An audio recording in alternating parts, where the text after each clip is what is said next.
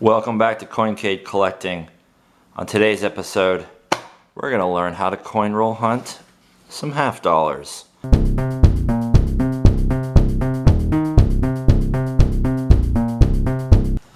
Welcome back, everyone. So today we're going to learn about how to coin roll hunt half dollars in 3 easy steps with a few tips and tricks under each of those steps.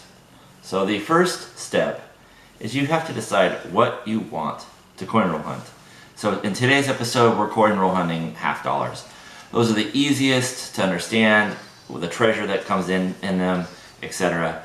But you can coin roll hunt quarters, nickels, dimes, pennies, even dollar coins as well. So today we're going to learn how to coin roll hunt half dollars. For the most part, a lot of people search for anything silver. So any half dollar that's prior to 1970 would be silver. Primarily what you're going to find is 1964s, which are 90% silvers, and 1965s through 1970s, which are 40% silvers. Occasionally you will find a Walking Liberty, which were made in the 40s. You will find some Benjamin Franklin half dollars made in the 50s and early 60s. There are other things you can look for in coins besides just the silver coins. There is proofs that are made from the San Francisco Mint mostly. That's what you'll find. Those have a mirror-like finish to them. They look really pretty and they stand out from a normal coin. And we'll show you some of those here in a sec as well. The primary mints that you'll find in half dollars are Philadelphia, which will either have a P or it won't have a P, Denver, San Francisco, so D and S, and on quarters, if you are doing quarters, you may find W's, which were minted between 2019 and 2020 at 2 million per set. So they had 5 different coins that came out each of those years, and so they made 10 million total for each of those years, 2 million in each of the type of coin. So now that you've decided to look for something in half dollars, you must first obtain half dollars. There are a couple of things that you can do to obtain them. The quick and easy way is to go to a bank, especially tip. Go to the bank that you're a member of. A lot of times, if you go to a bank and just say, "Hey, do you have any half dollars? Do you have any coins I can buy off of you?" They won't sell them to you because you have to be a member or a customer of that bank. So you go into the bank, you say, "Hey, I'd like to buy any half dollars you may have, if you have any." If they don't have any in their till, you can say, "Hey, can I order a box of half dollars?" And they come in primarily here in Florida, they come in 2 boxes. This type of box, which is a Brinks box, and then there's a yellow long box, which is like 1 row. This is double layered. The Brinks is double layered. 1 row of $500 worth of half dollars. Those are in a yellow box. So you've asked the bank, they said they'll order you some boxes. You can also start off small, saying, "Hey, do you have any quarter rolls I could buy off of you?" And start there and try to build a relationship up. And that is one of the key points as well. When you're going to these banks, it is a relationship game. If they don't like you, they're not going to give you coins. They do not have to sell you coins whatsoever. As much as we hope and wish they would, they don't have to.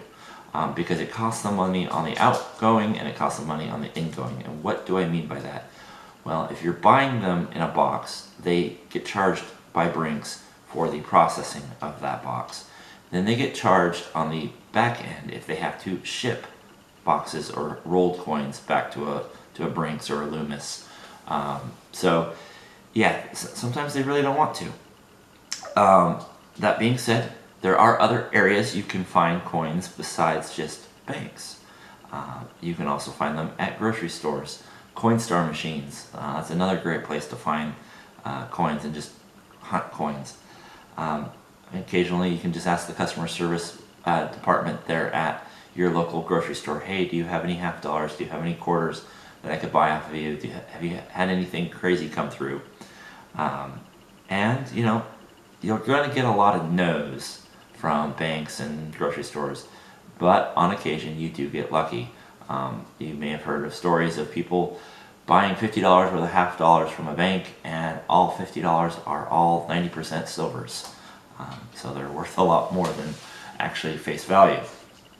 But primarily the reason why you coin roll hunt, at least for me, is that it's a fun hobby, it's something to do, it passes the time, and it's like treasure hunting. And you do find treasure. You find something that is worth more than its face value. You're finding 90%ers, which are, depending on the price of silver, anywhere from $7 to $10 a coin. Yeah, so it's a lot of fun.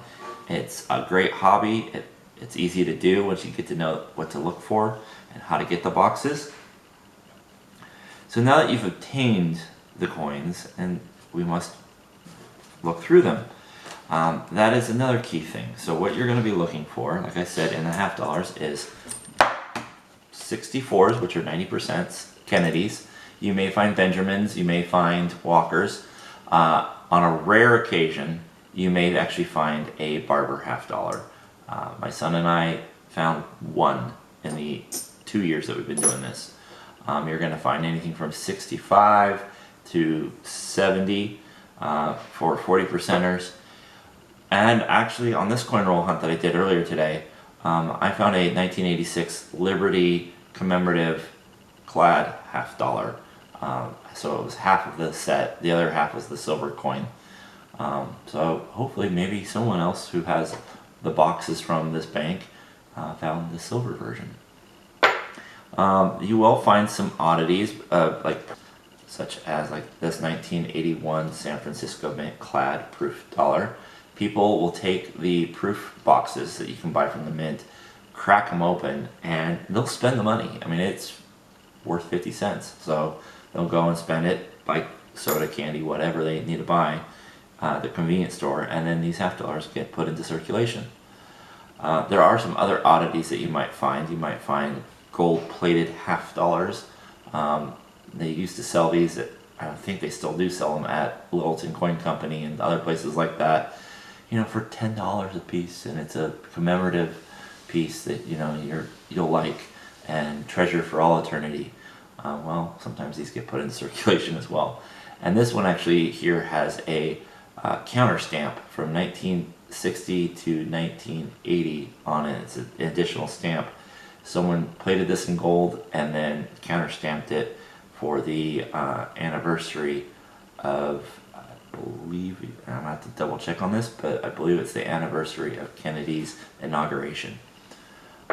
So those are the things you'll find. You might find colorized half dollars as well that have stickers put on them. I found those as well. So those are all the treasures that you're trying to find. Now, the third and final thing is that you must dispose of the unwanted clad coinage, all the extra coin that you don't want to keep. So how do you get rid of it? Well, first and foremost, if you want to, you can spend it. It is still face value money. I like to sometimes go through Dunkin' Donuts and with my $5 coffee purchase, give them $5 worth of half dollars and have them look funny at me.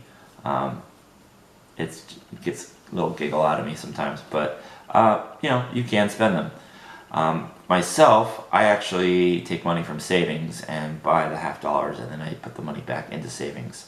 So I'm actually not losing any money other than the coins that I keep. The way to do this is twofold. You can either repackage them in customer rolls. You can buy those online, or you can buy them at stores or at local coin stores, etc. And just roll them yourself and then bring them back to a bank. Another tip: do not dump the waste coins back at the same bank that you bought the coins from. It's annoying to the tellers, they don't like it, and the manager may actually bar you from ordering more coins. Reason being, like I said, it costs them money to process that. It costs them time, energy, and effort, as well as money from Brinks or Loomis to take that coin off their hands. So the other option is to have a bank where you buy your coins from and then a dump bank where you dump them off. So you're going to need to have a couple savings accounts. I don't really typically use checking accounts as my extra banks. I just open up a savings account, ask them how much money do I need to put in it to keep the monthly maintenance fees from being charged, and I go from there. The other aspect is you can actually just keep them loose. I've got a bucket that I put all my loose coin in, and then I bring it to my dump bank that has a coin counting machine, and I just have them count it right there in the machine, and then I take it to them. They see the slip, they go, okay, here's your $300 or whatever amount that I'm exchanging, and they give me fiat currency for it. So those are the two ways you can dump your money. The other favorite thing I like to do is, like I said, spend it on food and see people's reactions. So that's how to coin roll hunt. We're going to show you some ways of doing that as well. Check out my other videos and be sure to like and subscribe. And if you have any questions on coin roll hunting, be sure to comment in the feed below and I can try to answer them for you, or other people will answer them as well. Welcome to the fun hobby of coin roll hunting, and we'll catch you on the flip side.